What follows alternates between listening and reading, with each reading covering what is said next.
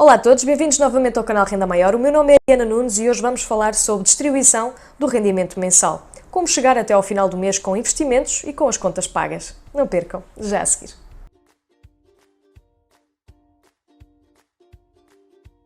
Queria então aproveitar desde já para agradecer a todos pelo facto de estarem a subscrever o canal. O canal tem crescido todos os dias e é graças a vocês. Muito obrigada um a um pelo vosso pequeno gesto.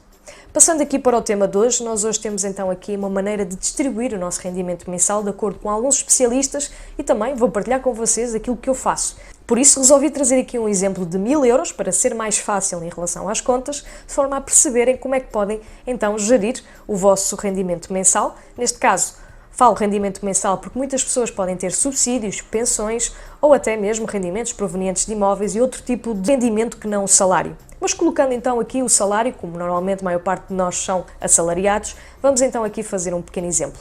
A primeira coisa a fazer quando recebemos então o nosso salário será pagar-nos a nós próprios e com isso colocar então uma percentagem desse valor nas nossas contas de investimento ou contas de reserva de emergência. Portanto, para quem precisa de fazer uma reserva de emergência, colocar ou os 20%, se nunca começou a fazer a sua reserva de emergência, ou então, se já tem a reserva de emergência a ser constituída, por que não colocar 10% na reserva de emergência, até ela ficar no limite decidido, que pode ser 3 salários, por exemplo, e o resto, outros 10%, colocar então na carteira de investimentos, investir no crowdfunding ou bolsa, ou então juntar numa conta à parte onde vocês não tenham acesso e depois de acumularem algum valor, colocar então nos vossos investimentos. Portanto, a primeira coisa a fazer será então canalizar 20%, e obviamente que estes valores são valores que podem ser sempre readaptados mediante o vosso orçamento, mediante também as vossas despesas e aquilo que têm realmente como objetivo de vida. Mas, basicamente, vamos então colocar 20% em investimentos. Depois destes 20%, o que nós devemos fazer é basicamente começar a pagar logo as nossas contas e as nossas despesas. Portanto, nós todos sabemos que temos que viver abaixo das nossas possibilidades, o que significa que as nossas despesas gerais, nomeadamente alimentação, habitação e contas, nomeadamente água, luz, gás, telemóvel e esse tipo de despesas, devem estar então na maior fatia do vosso rendimento mensal. Portanto, 60%, como podem ver, para despesas. De seguida deste valor, obviamente, já agora volto a ressalvar que este valor pode ser ajustável, existem pessoas que necessitam ter 70% do salário, quando começam a ter 80% do salário designado para as despesas, significa que estão a viver acima das vossas possibilidades, porque não vos vai sobrar muito dinheiro para poderem fazer outras coisas. E claro, isto trata-se de um jogo de ajustar o vosso rendimento para aquilo que querem fazer durante o mês. E se um dos vossos objetivos é investir, ter lazer, porque a vida não deve ser só sacrifícios, nem devemos viver só para pagar contas, realmente temos que então fazer aqui algum tipo de ajuste na nossa vida, ou mudar de casa, ou diminuir algum tipo de conta, ou fazer algo realmente que possa aumentar o nosso rendimento mensal. Como a vida não deve ser só sacrifício, obviamente que nós temos que dedicar uma parte do nosso rendimento mensal ao lazer. Seja ele para podermos comprar um livro, irmos ao cinema, passear, fazermos aquela compra daquilo que queremos. E então 10% do nosso rendimento mensal, neste caso do salário, deve ser então designado para o lazer. O que é que acontece neste tipo de categoria, digamos assim? Existem alguns artigos que nós queremos e muitas das vezes os nossos 10% não chegam para comprar aquele item ou aquele artigo que nós pretendemos. Por que não, então, juntar dinheiro nos vários meses seguintes até conseguir, então, esse valor?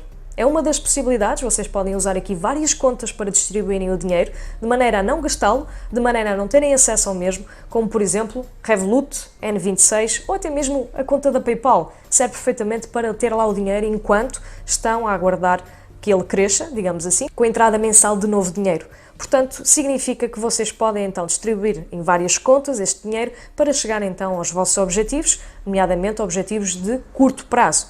Então, sobram 10% na nossa conta.